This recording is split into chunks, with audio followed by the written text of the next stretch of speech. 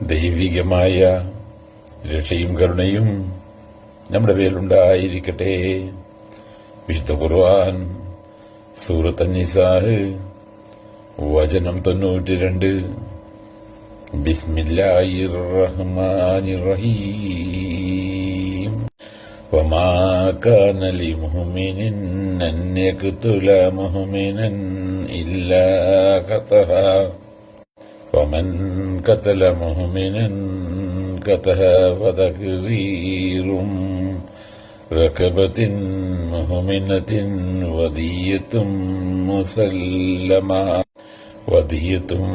മുസല്ലമത്തും ഇലാ അഹ്ലിഹി ഇല്ലാ അൻ യസദ്ദഖൂ ഫഇൻ കാന മിൻ കഹുമിൻ നുദുവിലക്കും വഹുവ മുഅ്മിനും വതഹ്രീറു റഖബത്തുൻ മുഅ്മിനത്ത് വഇൻ കാന മിൻ ഖൗമിൻ ബൈനകും വബൈനഹും മീസാഖും ഫദിയത്തും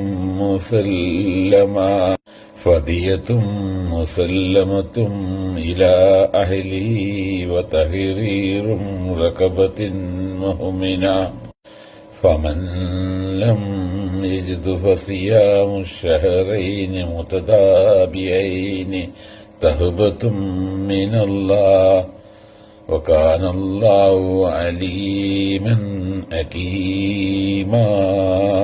യാതൊരു വിശ്വാസിക്കും മറ്റൊരു വിശ്വാസിയെ കൊല്ലാൻ പാടുള്ളതല്ല, അബദ്ധത്തിൽ വന്നു പോകുന്നതല്ലാതെ. എന്നാൽ വല്ലവനും ഒരു വിശ്വാസിയെ അബദ്ധത്തിൽ കൊന്നുപോയാൽ പ്രായശ്ചിത്തമായി ഒരു വിശ്വാസിയായ അടിമയെ മോചിപ്പിക്കുകയും അവന്റെ കൊല്ലപ്പെട്ടവന്റെ അവകാശികൾക്ക് നഷ്ടപരിഹാരം നൽകുകയുമാണ് വേണ്ടത്. അവർ ആ അവകാശികൾ അത് ഉദാരമായി വിട്ടുതന്നെങ്കിൽ ഒഴികെ. ഇനി അവൻ കൊല്ലപ്പെട്ടവൻ നിങ്ങളോട് ശത്രുതയുള്ള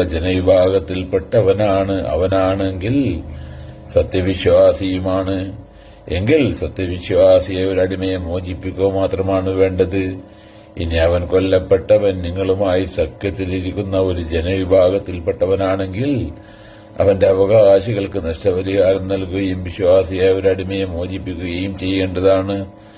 വല്ലവനും അത് സാധിച്ചു കിട്ടിയില്ലെങ്കിൽ തുടർച്ചയായി 2 മാസം നോമ്പനുഷ്ഠിക്കേണ്ടതാണ്.